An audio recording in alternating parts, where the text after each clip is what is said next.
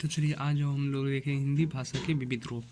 तो जिनमें कि सबसे पहले राजभाषा हिंदी को देखते हैं। किसको? राजभाषा। तो राजभाषा क्या होता है? किसी देश में जो सरकारी काम जिनसे होता है वो राजभाषा होता है। तो यानी कि जिस भाषा के द्वारा राज्य या देश का सरकारी कामकाज किया जाता है, जिस भाषा के द्वारा राज्य या देश का सरकारी कामकाज किया जाता है उसे राजभाषा कहा जाता है। उसे क्या कहा जाता है? राजभाषा। तो राजभाषा हमारा क्या है? वो हिंदी है। तो हिंदी को जो है राजभाषा के रूप में कब स्वीकार किया गया? तो हिंदी को जो राजभाषा के रूप में स्वीकार किया गया था वो किया गया था 14 सितंबर 1949 को। कब किया गया था? तो 14 सितंबर 1949 ईस्वी को। तो देखते हैं, हिंदी को भारत की राजभाषा के रूप में 14 सितंबर 1949 को स्वीकार किया गया। इसके बाद संविधान में अनुच्छेद 343 से 351 तक की व्यवस्था की गई। तो संविधान भारत की राज्य व्यवस्था के रूप में जो है राजभाषा के रूप में 1949 को स्वीकार किया गया। अब देखो इसको याद कैसे करना है। तो हमारा संविधान का निर्माण जो है वो कब हुआ था? तो वो 26 नवंबर 1949 को बनकर तैयार हो गया था हमारा संविधान। जबकि लागू कब किया गया था? तो 26 जनवरी 1950 को। लेकिन बना कब था? तो 26 नवंबर 1949 को। तो उसी प्रकार 14 सितंबर 1949 में जो है ये बनकर तैयार हो गया था। मतलब कि 14 सितंबर 1949 को जो ये लागू हो गया था, यानी संविधान में दर्ज हो गया था 14 सितंबर 1949 को, और राजभाषा के रूप में स्वीकार भी कर लिया गया। और 14 सितंबर और इसके अनुच्छेद जो है 343 और 351 तक, उसमें हिंदी भाषा के लिए हिंदी भाषा को कैसे विकास किया जाए, क्या करना चाहिए, तो उसी का वर्णन किया हुआ है 343 से 351 तक।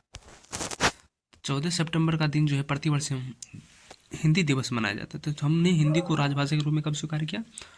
तो 14 सितंबर 1949 को। तो जब जिस दिन हम स्वीकार करेंगे उसी दिन से तो हम दिवस भी मनाएंगे। तो 14 सितंबर को जो हम प्रतिवर्ष हिंदी दिवस के रूप में मनाते हैं। तो 14 सितंबर का दिन ही प्रतिवर्ष हम हिंदी दिवस के रूप में मनाते हैं। राजभाषा के रूप में कब एक्सेप्ट हुआ था? तो 14 सितंबर 1949 को। क्लियर है यहाँ तक?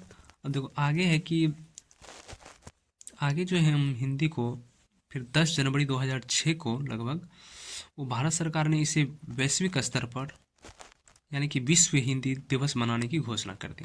तो कब कर दिया? तो 10 जनवरी 2006 को भारत सरकार ने इस दिन को यानी कि 10 जनवरी 2006 को भारत सरकार ने इस दिन को विश्व हिंदी दिवस के रूप में मनाने की घोषणा की। तो विश्व हिंदी दिवस कब मनाया जाता है? तो 10 जनवरी को। कब? 10 जनवरी को। इसकी शुरुआत कब से हुई थी? तो 10 जनवरी 2006 से। सबसे पहले कहाँ मनाया गया था? तो 10 जनवरी 1975 को जो है सबसे पहले नागपुर यानी कि महाराष्ट्र से मनाया जाने लगा। लागू कब हुआ था?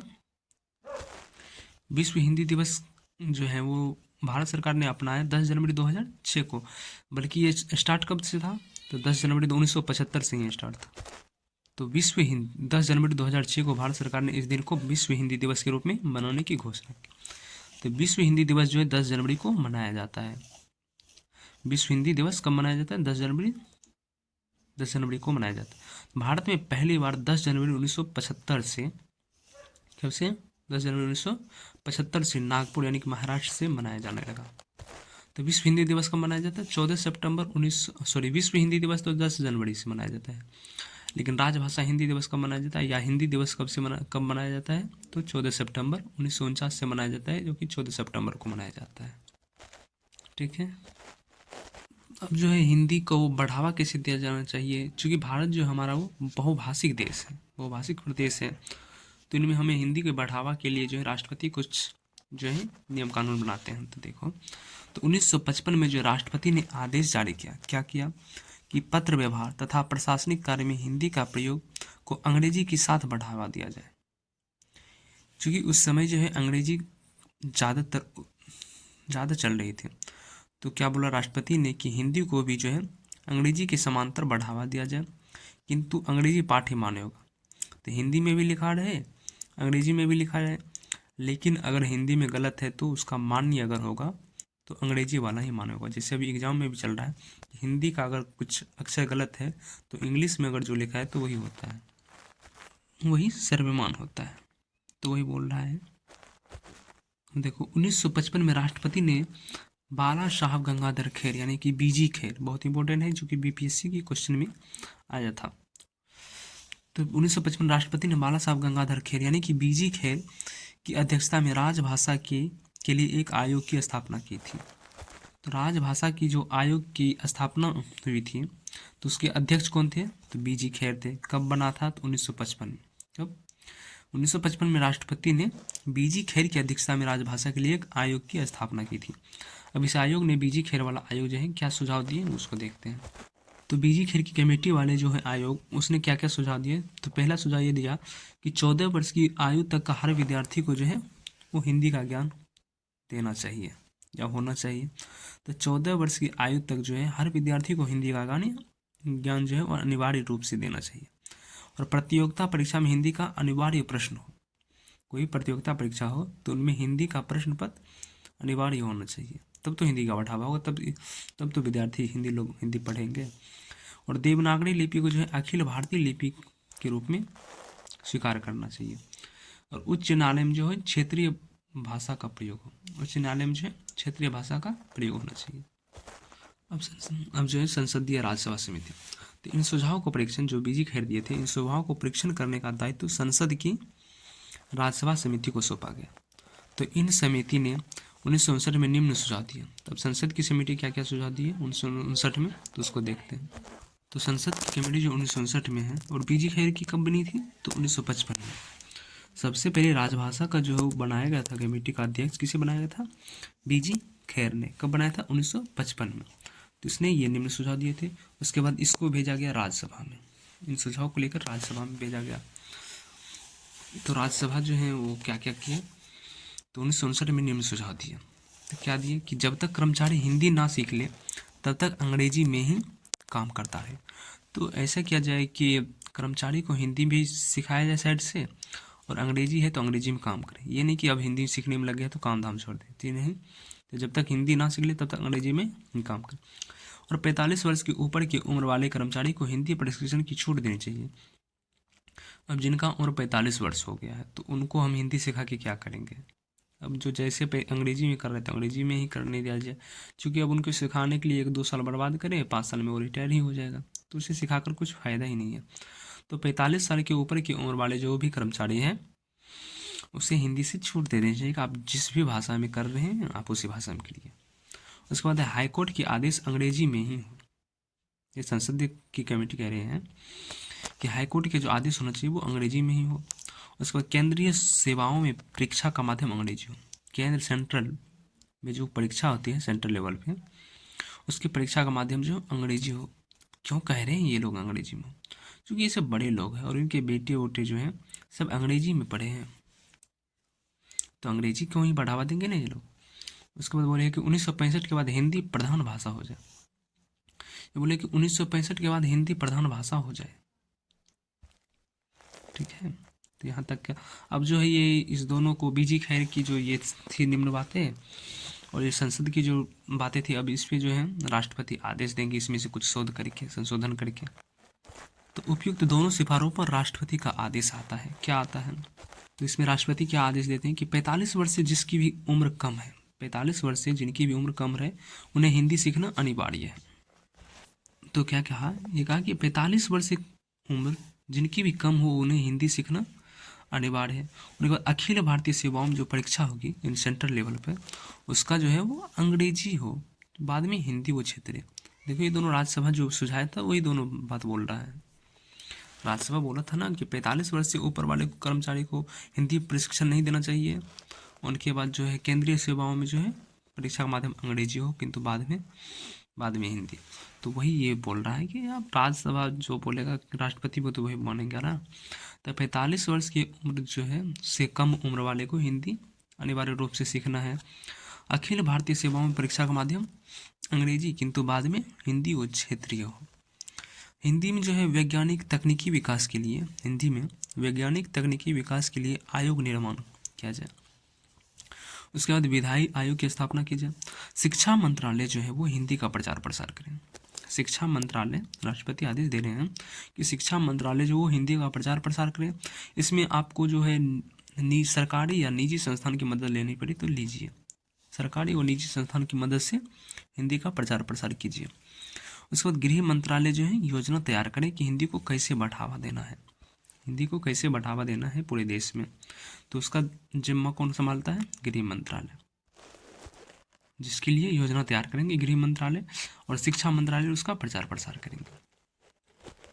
तो अब जो है इन राष्ट्रपति के आदेश के अनुसार जो है, आदेश के बाद, आदेश के तहत 2 आयोग की स्थापना हुई। तो 2 आयोग कौन कौन से?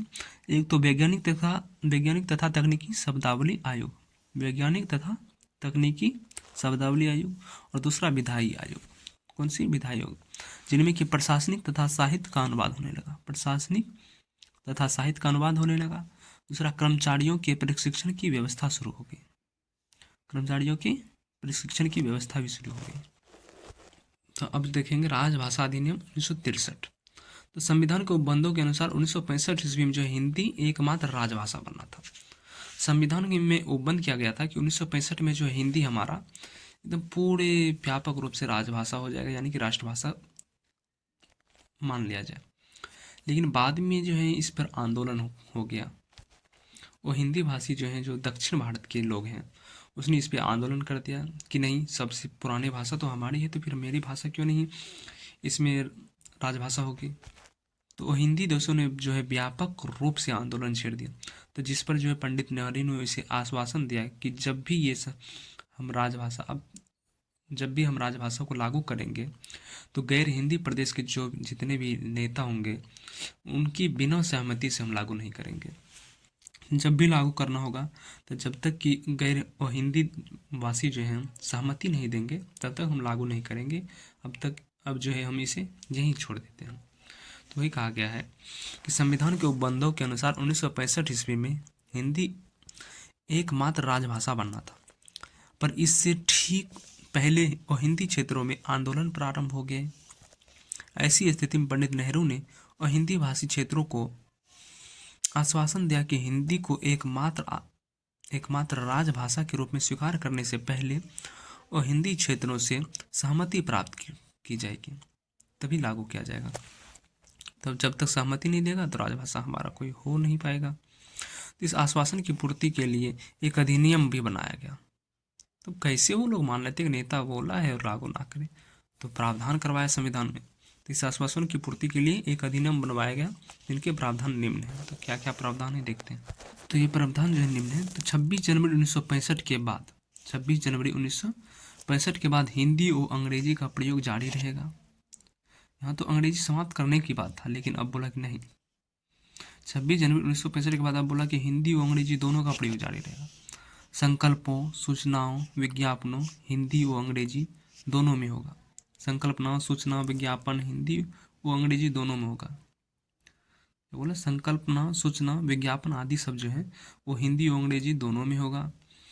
और हिंदी राज्य अंग्रेजी को समाप्त करने के लिए, और हिंदी राज्य यानी कि दक्षिण भारत के राज्य जो है, तो वो हिंदी राज्य अंग्रेजी को समाप्त करने का संकल्प जब तक ना लेंगे तब तक अंग्रेजी का प्रयोग चलता रहेगा। दक्षिण भारत के लोग अगर बोल देंगे ना अंग्रेजी समाप्त होना चाहिए और हिंदी को राजभाषा स्वीकार कर लो तो अंग्रेजी खत्म। तो ये बोले कि हिंदी राज्य अंग्रेजी को समाप्त करने का संकल्प ना लेंगे तब तक अंग्रेजी का प्रयोग चलता रहेगा। संकल्प 1968। तो 1967 के संशोधन से हिंदी राज्य की चिंता जो है वो समाप्त हो गई। तो 1967 में जो संशोधन हुआ था उससे हिंदी राज्य की चिंता समाप्त हो गई। ऐसी स्थिति में उन लोगों की चिंता बढ़ने लगी जो देश की एकता के लिए हिंदी को एकमात्र राजभाषा के रूप में स्वीकार करना चाहते थे। तो ऐसी जटिल स्थिति में संसद के दोनों सदनों में एक संकल्प पारित किया गया जिसके अनुसार जो है निम्न बातें की गई। मतलब कहा गया उन संशोधनों से जो है वो हिंदी प्रदेश के यानी दक्षिण भारत के राज्यों की तो चिंता तो दूर हो गई, लेकिन जो लोग देश की एकता के लिए थे कि नहीं, अगर देश में एकता होनी चाहिए तो एक भाषा जो है राजभाषा होनी चाहिए हिंदी, तो अब उसे चिंता होने लगी। तो अब जो है इस पे अधिकांश जो लोकसभा राज्यसभा में उसमें तो उत्तर भारत के लोग थे, तो इसमें जो है बैठक की और उसके बाद जो है कुछ सुझाव दिए। क्या सुझाव दिए? तो संकल्प पारित किया गया। क्या संकल्प था? तो सरकार हिंदी के तीव्र विकास और प्रयोग के लिए कार्यक्रम तैयार करेगी। सरकार जो हिंदी के तीव्र विकास, यानी कि दक्षिण भारत में जल्दी से इस हिंदी का विकास हो, जिससे कि अगर हम बाद में कभी लागू करें तो दक्षिण भारत के लोग जो है वो विरोध ना करें। तो सरकार हिंदी के तीव्र विकास और प्रयोग के लिए कार्यक्रम तैयार करेगी। केंद्रीय सेवा में भर्ती के लिए हिंदी अथवा दोनों भाषाओं का ज्ञान आवश्यक हो। अब देखो, केंद्रीय सेवा में किसी को भी, दक्षिण भारत के लोग हो कि उत्तर भारत के लोग हो, अब क्या करो कि हिंदी को जो है वो कर दो। हिंदी और दोनों, हिंदी अथवा दोनों भाषा मतलब वहाँ की जो रीजनल लैंग्वेज है और मेन रूप से जो हिंदी है, ये दोनों भाषा का ज्ञान होना आवश्यक होना चाहिए, तब तो हिंदी विद्यार्थी लोग पढ़ेंगे। तो केंद्रीय सेवा में जो है भर्ती के लिए हिंदी अथवा दोनों भाषाओं का ज्ञान आवश्यक होना चाहिए। सरकार 8वीं अनुसूची में सभी भाषाओं के सम्मिलित विकास के लिए कार्यक्रम तैयार करेगी। क्या बोला कि सरकार 8वीं अनुसूची में सभी भाषाओं के सम्मिलित विकास के लिए कार्यक्रम तैयार करेगी। इसमें सभी भाषा का सरकार का उसका कोई निश्चित नहीं है। सरकार मेन रूप से इस आर में जो है वो हिंदी को बढ़ावा देगी, ना कि सब भाषा को। इसका सहारा लेके वो तो बोलेगा कि हम तो सभी भाषा को बढ़ावा दे रहे हैं, लेकिन इसकी सहायता लेकर वो हिंदी को बढ़ावा देना चाह रही है। ठीक है, तो समझिए। अब राजभाषा नियम को कुछ देखते हैं। तो राजभाषा नियम 1976, राजभाषा नियम जो कि 1976 में बना, तो इनमें 12 नियम निर्धारित किए। तो इनमें कितने टोटल 12 नियम निर्धारित किए, जिनमें से प्रमुख इस प्रकार है। एक बाटा क वर्ग और एक ख वर्ग। तो क वर्ग कौन सा था कि इनमें जो है वो राज्य आते हैं थे जहाँ की हिंदी बोली जाती थी, बोली समझी सब जाती थी। और ख वर्ग में उन राज्यों को रखा जहाँ पर कि हिंदी समझी तो जाती थी किंतु बोली नहीं जाती थी। तो क वर्ग में इनमें वे राज्य आते थे जिनकी पहली भाषा हिंदी थी, जैसे उत्तर प्रदेश, बिहार, मध्य प्रदेश। और ख वर्ग इनमें वे राज्य आते थे जिनमें हिंदी समझी तो जाती थी किंतु पहली भाषा के रूप में प्रयोग नहीं की जाती थी। ठीक है, जैसे पंजाब, गुजरात, चंडीगढ़। तो यहाँ जो है यूपी, बिहार, मध्य प्रदेश में कि पहली भाषा के रूप में हिंदी से ही सब चीज़ होता है, बोलना, कहना, सुनना। और ख वर्ग में जो है वे रह जाते हैं जिनमें हिंदी समझी तो जाती थी किंतु बोली नहीं जाती। जैसे पंजाब, गुजरात। पंजाब में पंजाबी बोली जाती है लेकिन हिंदी भी बोलो समझते हैं, कुछ कुछ हिंदी भी बोल लेते हैं। गुजरात में गुजराती बोली जाती है लेकिन हिंदी भी समझ जाते हैं। तो ख वर्ग में ऐसे राज्यों को रखा गया। तो क वर्ग में किसको रखा गया, जहाँ पर कि हिंदी पहली भाषा के रूप में था, और ख वर्ग में हिंदी जहाँ समझी जाती थी किंतु पहली भाषा के रूप में प्रयोग नहीं की जाती थी। अब राजभाषा संबंधित भारत सरकार के जो 3 मंत्रालय हैं। राजभाषा संबंधित भारत सरकार कितने मंत्रालय हैं? 3 मंत्रालय। कौन कौन से हैं? तो गृह मंत्रालय, शिक्षा मंत्रालय और विधि मंत्रालय। कौन कौन? गृह मंत्रालय, शिक्षा मंत्रालय और विधि मंत्रालय। तो गृह मंत्रालय का क्या कार्य है? तो गृह मंत्रालय का क्या कार्य है? तो गृह मंत्रालय कार्य है राजभाषा विभाग। इसमें जो है यानी गृह मंत्रालय जो है राजभाषा विभाग यानी कि योजना तैयार करेगी। और शिक्षा मंत्रालय जो वैज्ञानिक तकनीकी विभाग या और प्रचार प्रसार जो है हिंदी का करेगी। और योजना तैयार कौन करेगा? गृह मंत्रालय करेगा। और विधि मंत्रालय यानी कि कानून मंत्रालय, वो अनुवाद विभाग यानी कि अनुवाद करेंगे अंग्रेजी का हिंदी में। ठीक है, अब देखो शिक्षा मंत्रालय के द्वारा 1997 ईस्वी में, कब? 1997 ईस्वी में हिंदी विश्वविद्यालय वर्धा की स्थापना की गई। शिक्षा मंत्रालय के द्वारा जो है 1997 में हिंदी विश्वविद्यालय वर्धा की स्थापना की गई, जो हिंदी के विकास तथा शोध कार्य की अत्यंत भूमिका निभा रहा है। 1997 में हिंदी विश्वविद्यालय वर्धा की स्थापना की गई, जो हिंदी के विकास तथा शोध कार्य में अत्यंत भूमिका निभा रहा है। राजभाषा, उस राज्य की फेमस भाषा जो होती है वो राजभाषा होती है। ठीक है, अब समझते हैं राष्ट्रभाषा। राष्ट्रभाषा क्या होता है? तो जिस भाषा को देश के अधिकतर लोग बोलते हैं और समझते हैं तो वो राष्ट्रभाषा होती है। तो जिस भाषा को देश के अधिकतर लोग बोलते एवं समझते हैं उसे राष्ट्रभाषा कहा जाता है। अगला क्या है? हमारे देश में अकबर के समय से लेकर लगभग 3 शताब्दी तक फारसी राजभाषा रही और सन 1833 के बाद से निचले स्तर पर उर्दू और उच्च स्तर पर अंग्रेजी राजभाषा रही है, परंतु सारे देश की संपर्क भाषा हिंदी ही रही है। यानी इसने कहा कि हमारे देश में जो है अकबर के समय से लेकर लगभग 3 शताब्दी यानी 300 वर्षों तक फारसी राजभाषा रही। तो जब अकबर था तो उस समय जो फारसी भाषा का बढ़ावा था, तो उस समय फारसी भाषा अधिक मात्रा में सभी लोग बोलते थे, समझते थे। लेकिन सन 1833 के बाद जब अंग्रेज का आवागमन हुआ, अंग्रेज यहाँ रहने लगे, शासन करने लगे हम पे, तो अंग्रेज क्या किए, अंग्रेजी भाषा का बढ़ावा किया। तो अब जो है अंग्रेजी जो उच्च स्तर पर आ जाएगा, तो 1833 के बाद निचले स्तर पर उर्दू, अब उर्दू जो है वो निचले स्तर पर चली गई और अंग्रेजी जो है, अंग्रेजी राजभाषा रही और उच्च स्तर पर आ गई। परंतु सारे देश की संपर्क भाषा जो थी वो हिंदी ही थी। अखिल भारतीय के कांग्रेस के जितने भी नेता थे बड़े बड़े, सबने जो है हिंदी को उपयुक्त भाषा कहा। क्या कहा? उपयुक्त भाषा कहा अखिल भारतीय कांग्रेस के सभी बड़े नेता ने। कांग्रेस के 1955 के कानपुर अधिवेशन में, कांग्रेस के जो है 1955 के कानपुर अधिवेशन में यह प्रस्ताव स्वीकार हुआ। कौन सी प्रस्ताव स्वीकार हुआ? कि कांग्रेस अपने सभी कार्यों में प्रादेशिक या हिंदी भाषाओं का प्रयोग करेगी। तो कांग्रेस का एक अधिवेशन हुआ था 1955 में कानपुर में, तो वहाँ पर एक प्रस्ताव स्वीकार हुआ। क्या प्रस्ताव था? कि कांग्रेस जो है वो अपने किसी भी, यानी कि कोई भी कार्य करे तो उसमें जो उस प्रदेश की जो भी भाषा है, तो उस प्रदेश की भाषा का उपयोग करेगी या वो हिंदी भाषा का प्रयोग करेगी। ठीक है, यानी कि ये सब का मुख्य उद्देश्य है हिंदी भाषा का बढ़ावा देना। 1918 में कांग्रेस के इंदौर अधिवेशन में, 1918 ईस्वी के कांग्रेस के 1918 ईस्वी में कांग्रेस का जो अधिवेशन हो रहा था इंदौर में, कहाँ पर? इंदौर में 1918 ईस्वी में जो अधिवेशन हो रहा था कांग्रेस का, वहाँ पर गांधी जी ने स्पष्ट मत व्यक्त किया।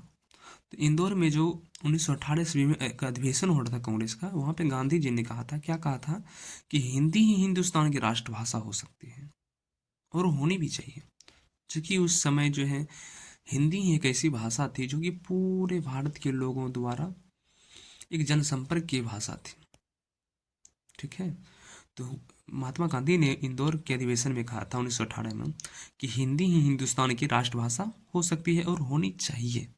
किसने कहा था? तो महात्मा गांधी ने। तो इसी की प्रेरणा से जो वर्धा में, यानी महाराष्ट्र में और मद्रास में राष्ट्रभाषा प्रचार सभाएं स्थापित हुई। तो 1929 में ही सी गोपालाचारी, कब? 1929 में जो सी गोपालाचारी ने दक्षिण वालों को हिंदी सीखने की सीख दे दी। सी गोपालाचारी जो 1929 में जो दक्षिण वालों को हिंदी सीखने की सीख दे दी। सी गोपालाचारी ने 1937 ईस्वी में मद्रास के हिंदी साहित्य सम्मेलन में यह प्रस्ताव रखा कि कांग्रेस की सारी कार्यवाही हिंदी में हो। सी गोपालाचारी जो है 1937 ईस्वी में मद्रास में जो है क्या कहा कि हिंदी साहित्य सम्मेलन में, क्या कहा? हिंदी साहित्य सम्मेलन में क्या कहा था? प्रस्ताव रख दिया कि कांग्रेस की जितनी भी कार्यवाही होगी वो हिंदी में होना चाहिए। ठीक है, तो चलो अब देखेंगे हिंदी भाषा को जो संविधान में बढ़ाने के लिए क्या क्या, कहाँ से अनुच्छेद, कहाँ से कहाँ तक का अनुच्छेद है हिंदी के लिए, तो क्या क्या है सब चीज़ देखते थे। हिंदी की संवैधानिक स्थिति को देखते हैं। तो हिंदी का जो है वो 343 से 351 दिया गया है। अनुच्छेद 343 से 351 तक में जो दिया गया, क्या दिया गया है? हिंदी भाषा के बारे में सब चीज़ कहा गया है कि हिंदी भाषा को कहाँ कैसे बढ़ाया जाए, का क्या क्या किया जाए, सब चीज़ बताया गया। कितने अनुच्छेद हैं? तो 343 से 351 हो गया। 343, 43, 44, 45, 46, 47, 48, 49, 50, 51, यानी कि टोटल 9 अनुच्छेद हैं जिसमें कि हिंदी के बारे में वर्णन किया गया है। तो 9 अनुच्छेद है और हिंदी राजभाषा को हिंदी की तो 9 गो अनुच्छेद है। और हिंदी दिवस भी कब से मनाया जाता है? 14 सितंबर, यानी कि सितंबर हो गया, अगस्त हो गया 8वां महीना और सितंबर 9वां महीना, तो 9वां महीना यानी सितंबर, 9 अनुच्छेद भी है, तो 14 सितंबर से मनाया जाता है हिंदी दिवस। ठीक, तो प्रावधान क्या है संविधान में इसका? तो संविधान का 17वां भाग है, 17वां भाग में ही हिंदी के बारे में चर्चा है। और कौन सा सूची है? तो 8वां अनुसूची है। और अनुच्छेद कहाँ से कहाँ तक है? तो 343 से 351, तो 17वां भाग में है 8वां अनुसूची और 343 से 351, अनुच्छेद 343 से 351 में जो हिंदी के बारे में चर्चा है। तो सबसे पहले अनुच्छेद 343 देखेंगे। तो 343 अनुच्छेद में क्या कहा गया? संघ की जो राजभाषा हो वो हिंदी होनी चाहिए। संघ की राजभाषा क्या हो? वो हिंदी हो, इंग्लिश सहायक भाषा के रूप में हो। इंग्लिश क्या हो? सहायक भाषा के रूप में। अब देखते हैं हिंदी के बारे में। तो 14 सितंबर 1949 को घोषित हुआ था राजभाषा, ठीक है। तो किसके दो कैसे हुआ था? एंगर फार्मूला के द्वारा हुआ था, ठीक है। उसके बाद हिंदी जो है वो राष्ट्रभाषा की मांग किसने किया था सबसे पहले? तो हिंदी राष्ट्रभाषा की मांग जो सबसे पहले नर्मदा जी ने किया था, और मांग जो इसका बाल गंगाधर तिलक ने कहा। किसने? बाल गंगाधर तिलक। इसका लिपि क्या है हिंदी का? लिपि देवनागरी है, और हिंदी जो है राष्ट्रभाषा नहीं है बल्कि राजभाषा है, ठीक। अब अनुच्छेद 344 देखते हैं। तब अनुच्छेद 344 में कि राज्यसभा आयोग या संयुक्त संसदीय समिति जो है लोकसभा और Rajya Sabha plus JPC joint parliament committee, यानी ये दोनों मिल के जो है वो हिंदी को कैसे बढ़ाया जाए इस पे निर्णय विचार करें। तो लोकसभा और राज्यसभा दोनों मिल के, अगर इससे भी ना हो तो जेपीसी बैठाया जाए, ज्वाइंट पार्लियामेंट कमेटी। तो राजभाषा आयोग, राज्यसभा नहीं, राजभाषा आयोग के पहले अध्यक्ष कौन थे? तो बीजी खेर। तो राजभाषा आयोग के पहले अध्यक्ष कौन थे? बीजी खेर थे, यानी बाल गंगाधर खेर, यानी कि बीजी खेर, तिलक नहीं, बीजी खेर। और संसदीय समिति के प्रथम अध्यक्ष, संसदीय समिति के प्रथम अध्यक्ष कौन थे? तो वो थे गोविंद वल्लभ पंत। कौन थे? गोविंद वल्लभ पंत। अनुच्छेद 345 में क्या चीज़ की चर्चा है? तो वहाँ पे राज की राजभाषा की चर्चा है। 343 में क्या है? 343 में संघ की राजभाषा की हिंदी होनी चाहिए, संघ की राजभाषा हिंदी होनी चाहिए, हिंदी इंग्लिश सहायक के रूप में हो। और 44 में राज्यसभा और संयुक्त आयोग, राज्यसभा और लोकसभा जो है दोनों मिल के हिंदी को बढ़ावा देने के लिए करें। अब 45 आ जाएगा राज्य में निर्धारित, यानी राज्य यानी स्टेट में। तो राज्य में राज्य की राजभाषा यानी स्टेट की राजभाषा को अब देखते हैं कुछ ऑफिशियल लैंग्वेज को। तो यूपी का जो है राजभाषा क्या है? वहाँ पे हिंदी और उर्दू है, इंग्लिश भी है जो कि सहायक भाषा के रूप में, ठीक है। बिहार में हिंदी और उर्दू राजभाषा है और इंग्लिश सहायक भाषा के रूप में है। उत्तराखंड में हिंदी और संस्कृत है। जम्मू कश्मीर में उर्दू और हिंदी है। वेस्ट बंगाल में बंगाली है। और MHS यानी कि महाराष्ट्र में मराठी, हिंदी और इंग्लिश है। मेघालय, मिजोरम और नागालैंड, मेघालय, मिजोरम और नागालैंड में क्या है? यहाँ की ऑफिशियल लैंग्वेज जो है राजभाषा इंग्लिश है। अब देखो क्यों है? मेघालय, मिजोरम और नागालैंड में यहाँ क्रिश्चियन ज़्यादा है, इसलिए यहाँ की राजभाषा इंग्लिश है, ठीक है। तो 346 क्या है कि पत्राचार जो है कम्युनिकेशन वो स्टेट टू स्टेट या स्टेट टू सेंट्रल अपने राज्य में भी कर सकते हैं ना बातें। बिहार झारखंड और Jharkhand Bihar, state to central Bihar से सेंट्रल यानी कि दिल्ली सरकार। तो पत्राचार जो करेगा वो हिंदी में या इंग्लिश में करेगा, ठीक है, या तो हिंदी भाषा हो या इंग्लिश में। उसके बाद अनुच्छेद 347 में क्या कहा है? 347 में कहा कि स्टेट की अधिकतर जनसंख्या क्या होंगे? अगर किसी राज्य की अधिकतर जनसंख्या जो है कोई राजभाषा की मांग कर रहा हो उस राज्य की, तो हम उसे लागू कर सकते हैं। कौन? तो राष्ट्रपति। अगर जैसे अभी मैथिली भाषा के लिए मांग कर रही है, तो बिहार के अधिकतर लोग अगर दिल्ली में पहुँच कर राष्ट्रपति से या मांग करें राष्ट्रपति से, तो अगर देखेंगे कि बहुत सारे लोग मांग कर रहे हैं तो राष्ट्रपति उसे घोषित कर सकता है राजभाषा, जो कि अभी मैथिली को नहीं मिला है। तो 347 क्या कहता है? स्टेट की अधिकतर जनसंख्या की मांग पर राष्ट्रपति उस भाषा को राजभाषा घोषित कर सकता है। अनुच्छेद 348 क्या कहता है कि हाई कोर्ट और सुप्रीम कोर्ट की राजभाषा जो है वो ओनली इंग्लिश होगा। तो हाई कोर्ट और सुप्रीम कोर्ट की जो राजभाषा यानी कि ऑफिशियल लैंग्वेज होगा वो इंग्लिश होगा, ठीक है। अब एक बार क्या क्या पढ़े उसको देख लेते हैं, ठीक। तो हिंदी के बारे में चर्चा जो है 17वां भाग में, संविधान के 17वां भाग में है। और कौन सी अनुसूची में? 8वां अनुसूची में, अनुच्छेद 343 से 351 के बीच में चर्चा है। तो 343 में क्या कहा गया है कि संघ की राजभाषा हिंदी हो, संघ की राजभाषा हिंदी हो इंग्लिश सहायक के रूप में। तो संघ की राजभाषा हिंदी हो 343 में कहा। 44 में क्या कहा कि राज्यसभा आयोग और संयुक्त संसदीय समिति बैठा सकता है हिंदी में विशेष कुछ कार्य के लिए। और 45 क्या कहता है कि राज्य की अपनी राजभाषा होगी, हर राज्य की अपनी राजभाषा होगी, ठीक। जैसे यूपी में क्या हो सकता है, अपने भी दिमाग लगा सकते हो, हिंदी उर्दू, बिहार में हिंदी उर्दू, उत्तराखंड में हिंदी और संस्कृत, जो संस्कृत बहुत सारे ऋषि रहते थे, जम्मू कश्मीर में उर्दू और हिंदी, वेस्ट बंगाल में बंगाली, महाराष्ट्र में मराठी हिंदी, और मेघालय मिजोरम में नागालैंड, मेघालय मिजोरम और नागालैंड में इंग्लिश, क्योंकि यहाँ पर ज़्यादातर क्रिश्चियन। तो क्या करें फिर से एक बार देख लो।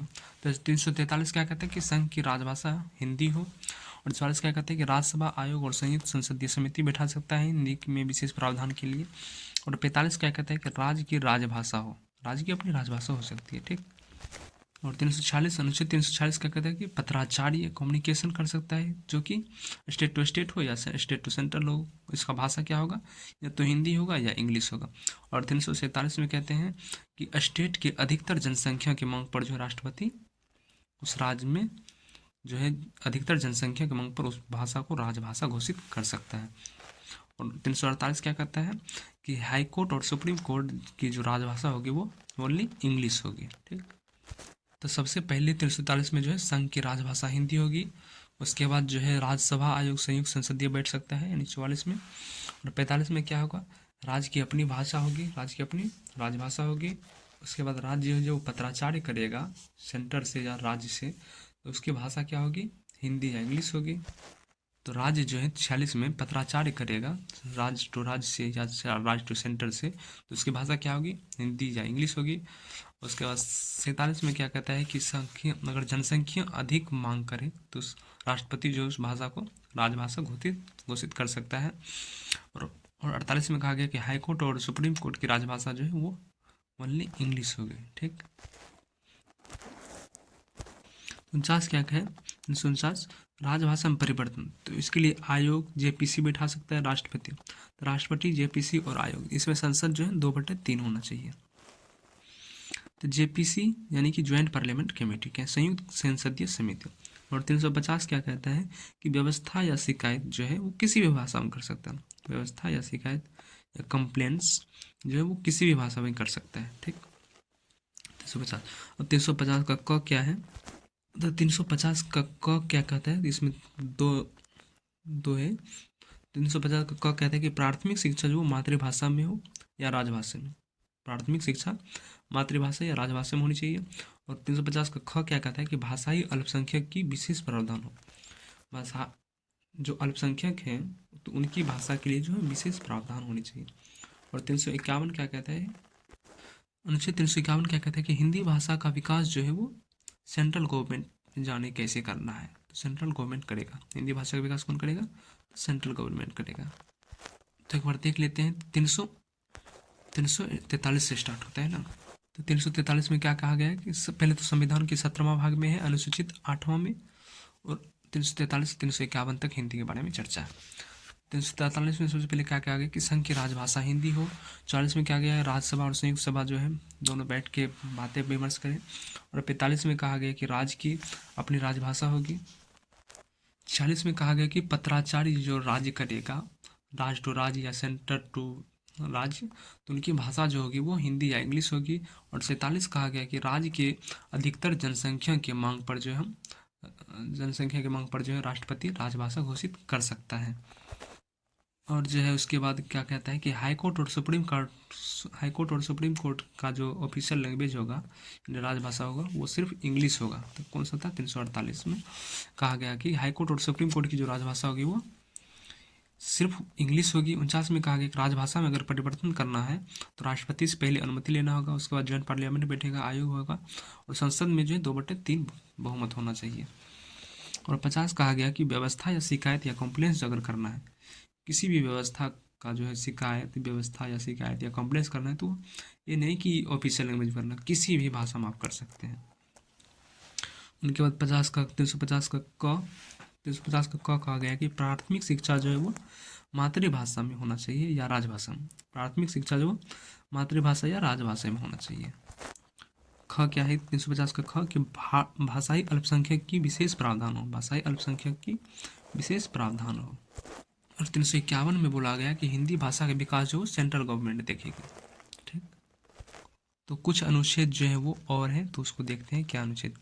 अनुच्छेद 29 में कहा गया है कि भारत के राज्य क्षेत्र या किसी भाग के नागरिक को, भारत के राज्य क्षेत्र या किसी भाग के नागरिक को जिसकी अपनी भाषा हो, जिसकी अपनी कोई भाषा है, अपनी भाषा, लिपि या संस्कृति है, जिसकी अपनी कोई भाषा या लिपि या कोई संस्कृति है, तो उसे बनाए रखने का उसका अधिकार होगा। ये नहीं कि उसकी कोई संस्कृति है तो आप उसे जबरन हटा दो, नहीं, ये संस्कृति हटाओ, ये हटाओ, ये भाषा को ख़त्म करो। संथाली अपनी भाषा बोलते हैं और सरकार उसके संरक्षण देती है, संथाली सिखाती भी है। ये नहीं कि संथाली छोड़ के हिंदी पढ़ो, नहीं। 29 में कह दिया गया है कि भारत के राज्य क्षेत्र या किसी भी भाग के नागरिक को जिनकी अपनी भाषा, लिपि या संस्कृति है उसे बनाए रखने का अधिकार होगा। 29 हो गया। अब 30 में क्या कहा था? 30 में क्या क्या? अल्पसंख्यकों का शैक्षणिक संस्थानों की स्थापना और प्रशासन का अधिकार। अल्पसंख्यक जो उसका शैक्षणिक संस्थानों का भी स्थापना कराएगी केंद्र सरकार। जैसे मुस्लिम है तो इसके लिए मदरसा स्थापना करवा रही है ना, इसी में अब यही साले चल रहे हैं हम पे। और प्रशासन का अधिकार। अनुच्छेद 120 में कहा गया है कि संसद की भाषा जो है वो इंग्लिश या हिंदी होगी। संसद की जो भाषा होगी वो इंग्लिश या हिंदी होगी। और विधानसभा की भाषा जो कि 210 में कहा गया। तो 120 हो गया संसद की भाषा, और यही दो जो है इधर कर दो तो 210। तो यानी कि 210, अनुच्छेद 210 में कहा गया कि विधानसभा की भाषा जो है इंग्लिश होगी या उस राज्य की जो राजभाषा होगी। जैसे बिहार की उर्दू या कौन सी है, और हिंदी और उर्दू है। हिंदी, उर्दू, इंग्लिश सहायक के रूप में। तो इंग्लिश तो पहले है ही, तो उस राज्य की और जो राजभाषा है हिंदी या उर्दू वो होगी। तो संसद की भाषा क्या होगी? हिंदी या इंग्लिश या हिंदी। और 120 में कहा गया। और 210 में क्या कहा गया? विधान मंडल की भाषा इंग्लिश या उस राज्य की जो भाषा है। ठीक है, तो समझ गए। तो एक बार संक्षिप्त में फिर से दिखा देते हैं। ठीक है, तो हिंदी भाषा को राजभाषा के रूप में कब अपनाया गया था? तो 14 सितंबर 1949 को स्वीकार किया गया था। ठीक है, और इसका चर्चा कहाँ से कहाँ तक है? तो अनुच्छेद 343 से 351 तक व्यवस्था की गई है संविधान में। तो 14 सितंबर का दिन जो है प्रतिवर्ष हिंदी दिवस मनाया जाता है। प्रतिवर्ष जो है हिंदी दिवस कब मनाया जाता है? तो 14 सितंबर को। और 10 जनवरी को जो है वो क्या मनाया जाता है? विश्व हिंदी दिवस, जो कि कब से मनाया जा रहा था? 10 जनवरी 1975 से नागपुर यानी महाराष्ट्र में मनाया जाने लगा था। तो इसे सरकार जो है 10 जनवरी 2006 को अपनाया था और उसे विश्व हिंदी दिवस। तो विश्व हिंदी दिवस कब से मनाया जाता है? तो 10 जनवरी को मनाया जाता है। तो विश्व हिंदी दिवस कब मनाया जाता है? 10 जनवरी को। और हिंदी दिवस कब मनाया जाता है? तो 14 सितंबर को। आप विश्व बोल देगा तो 10 जनवरी को। ठीक है, तो संवैधानिक प्रावधान जो है उस कहाँ से कहाँ तक हुआ? संविधान के 17वां भाग में हुआ, अनुसूचित 8वां में, अनुच्छेद 343 से 351 में। ठीक है, अनुच्छेद 343 से 351 तक। सबसे पहले अनुच्छेद 343 देखते हैं। इसमें क्या कहा गया कि संघ की राजभाषा जो हिंदी होगी, ठीक है, सहायक भाषा के रूप में इंग्लिश होगी। 44 का क्या गया कि राज्यसभा आयोग का संयुक्त संसदीय समिति, लोकसभा राज्यसभा दोनों बैठ के जो बातें करेंगे हिंदी के विकास के बारे में। और राज्यसभा आयोग के पहले अध्यक्ष कौन थे? तो बीजी खेर। राजभाषा आयोग के पहले अध्यक्ष कौन थे? तो बीजी खेर थे। और संसदीय समिति के प्रथम अध्यक्ष कौन थे? तो गोविंद वल्लभ पंत। तो राजभाषा यानी कि हिंदी राजभाषा आयोग के पहले अध्यक्ष कौन थे? तो बीजी खेर थे। कौन थे? बीजी खेर। संसदीय समिति के प्रथम अध्यक्ष कौन थे? तो गोविंद वल्लभ पंत। 45 में क्या कहा गया कि राज्य की जो है अपनी राजभाषा होगी। ठीक है, इसे देख लेना। उसके बाद 46 में क्या कहा कि पत्राचार जो राज करेगा, राज टू राज या राज टू सेंटर में, उसकी भाषा जो होगा वो हिंदी या इंग्लिश होगी। 47 में कहा कि उस राज्य की अगर अत्यधिक जनसंख्या किसी भाषा की मांग करे तो उस भाषा को राष्ट्रपति जो है राजभाषा घोषित कर सकता है। 48 में क्या कहा गया कि 48 में कहा गया कि हाईकोर्ट या सुप्रीम कोर्ट जो है, हाईकोर्ट या सुप्रीम कोर्ट की जो भाषा होगी वो केवल इंग्लिश होगी। 49 में कहा गया कि राजभाषा में परिवर्तन अगर करना है तो आयोग जेपीसी बैठेगा, राष्ट्रपति को सूचना देकर जो है संसद में 2/3 बहुमत से पास होना चाहिए। ठीक है, और 50 में कहा गया कि व्यवस्था शिकायत जो है कोई आदमी करेगा शिकायत और कंप्लेंट्स तो किसी भी भाषा में कर सकता है। 350 का कहा गया कि प्राथमिक शिक्षा जो होगा वो मातृभाषा में होनी चाहिए या उस राज्य की राजभाषा में। और 50 का कहा गया भाषाई अल्पसंख्यक की विशेष प्रावधान। 50 में कहा गया भाषाई अल्पसंख्यक के लिए जो कुछ विशेष प्रावधान होनी चाहिए। और 51 में कहा गया कि हिंदी भाषा का विकास वो सेंट्रल गवर्नमेंट करेगी। ठीक है, अब अनुच्छेद कुछ अलग देखते हैं। अनुच्छेद 29 को देखते हैं। इसमें कहा गया कि भारत के राज्य क्षेत्र या किसी भाग में नागरिकों को जिसकी अपनी भाषा, लिपि, संस्कृति है उसे बनाए रखने का उसका अधिकार है। अनुच्छेद 30 में कहा गया कि अल्पसंख्यकों का शैक्षणिक संस्थानों की स्थापना और प्रशासन का अधिकार होना चाहिए। और 350 में कहा गया कि संसद की भाषा जो हो इंग्लिश या हिंदी होनी चाहिए, किसमें 120 में। और यही जो है 2 को इस पार कर दो तो 210 में विधानसभा की जो है विधानमंडल की भाषा इंग्लिश या उस राज्य की राजभाषा होगी। ठीक, तो अब जो है कुछ 8वीं अनुसूची को देखते हैं। तो 8वीं अनुसूची, इनमें जो है कुल 22 भाषा शामिल है। इनमें कुल कितने भाषा शामिल है? तो 22 भाषा। संविधान में 8वीं अनुसूची में कौन कौन सी भाषा शामिल है जो कि राजभाषा का दर्जा प्राप्त हो जाता है? इनमें कुल 22 भाषा शामिल है। कौन कौन से? तो 14 पहले से था। 14 जो है इसमें पहले से 22 भाषा जो शामिल है, इसमें 14 पहले से था संविधान जब बना था। तो एक जो है 21वां संशोधन में जोड़ा गया। 8वीं अनुसूची में एक जो भाषा 21वां संशोधन में जोड़ा गया, और 3 भाषा जो 71वां संशोधन में जोड़ा गया, और 4 जो है 52वां संशोधन में जो जोड़ा गया। टोटल कितना हो गया? 22 भाषा। अब 22 कौन कौन सी भाषा है वो देख लो। तो 22 भाषा कौन कौन सी है? तो इसे याद रखने के लिए सीधा एकदम ऊपर जाओ, कश्मीर। सबसे पहले कश्मीरी, उसके बाद सिंधी, जो कि 21वीं संशोधन में जोड़ा गया था। तो कश्मीरी, सिंधी, पंजाबी, हिंदी, बंगाली, असमी, उड़िया, गुजराती, मराठी, कन्नड़, तेलुगु, तमिल, मलयालम। ठीक है, तो इसको पहले हम मैप से एक बार दिखा देते हैं। तो चलो एक बार मैप से सबसे पहले वो भाषा हम याद करा देते हैं। कश्मीरी, सबसे पहले कश्मीर कहाँ है? यहाँ पे। तो कश्मीरी, सिंधी, और यहाँ पे पंजाबी। कश्मीरी, सिंधी, पंजाबी।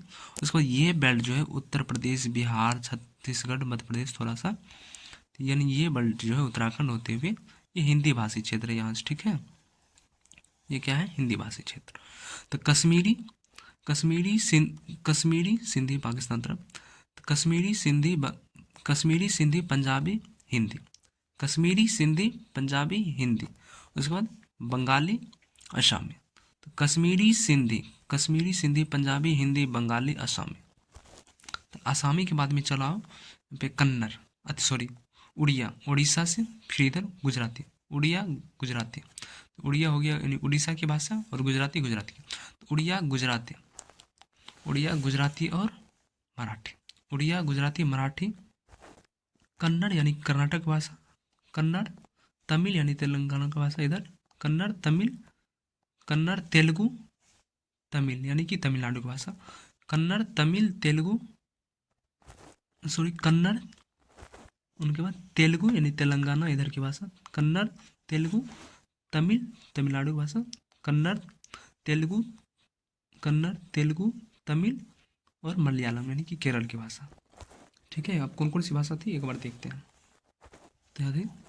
तो कौन कौन थी? कश्मीरी सिंधी पंजाबी, कश्मीरी सिंधी पंजाबी हिंदी, कश्मीरी सिंधी पंजाबी हिंदी बंगाली उड़िया। कश्मीरी सिंधी पंजाबी हिंदी, यहाँ तक कि कश्मीरी सिंधी पंजाबी हिंदी, उसके बाद बंगाली असमिया। कश्मीरी सिंधी पंजाबी हिंदी बंगाली असमिया। असमिया के बाद फिर आ जाओ तो कश्मीरी सिंधी पंजाबी हिंदी बंगाली। कश्मीरी सिंधी पंजाबी हिंदी बंगाली असमिया। उसके बाद उड़िया गुजराती मराठी। उड़िया के बाद सीधा इस पर आ जाओ, उड़िया गुजराती मराठी, कन्नड़ तेलुगु तमिल मलयालम। कन्नड़ तेलुगु तमिल और मलयालम। ठीक है, तो कौन कौन सी भाषा थी? कश्मीरी सिंधी पंजाबी हिंदी बंगाली। कश्मीरी सिंधी पंजाबी हिंदी, कश्मीरी सिंधी पंजाबी हिंदी। उसके बाद आ जाओ बंगाली असमी, उसके बाद उड़िया गुजराती पर मराठी कन्नड़ तेलुगु तमिल मलयालम। उसके बाद जोड़ा गया उर्दू संस्कृत, फिर नेपाली मणिपुरी कोंकणी 21वीं संशोधन में। उर्दू संस्कृत, उसके बाद कश्मीरी सिंधी पंजाबी हिंदी बंगाली असमी उड़िया गुजराती मराठी तेलुगु कन्नड़ तेलुगु तमिल मलयालम। उर्दू संस्कृत, नेपाली मणिपुरी कोंकणी, उसके बाद बोडो डोगरी मैथिली संथाली, मैथिली को जोड़ दिया गया है। ठीक है, सॉरी मिथिला अब जो है वो राज की मांग कर रहा है। मैथिली भाषा तो 92वें संशोधन में वो जोड़ा चला ही गया। तो मैथिली जो है उनकी राजभाषा है ऐसा नहीं मत सोचना। ठीक है, मैथिली जो है राजभाषा है, मतलब राजभाषा नहीं है, ये हमने आगे गलत बोल दिया था। तो बोडो डोगरी मैथिली संथाली। एक बार फिर से, कश्मीरी सिंधी पंजाबी हिंदी बंगाली असमी उड़िया गुजराती मराठी कश्मीरी, सिंधी, पंजाबी, हिंदी, बंगाली, असमी, उड़िया, गुजराती, मराठी, कन्नड़, तेलुगु, तमिल, मलयालम, उर्दू संस्कृत, उसके बाद नेपाली, मणिपुरी, कोंकणी, बोडो, डोगरी, मैथिली, संथाली। ठीक है, तो आज की क्लास यहीं ख़त्म करते हैं और अगले वीडियो में हिंदी के लिपि के बारे में पढ़ेंगे। किसमें? लिपि के बारे में। तो अगले नेक्स्ट पार्ट में मिलेंगे। ठीक है, यहाँ तक के लिए धन्यवाद।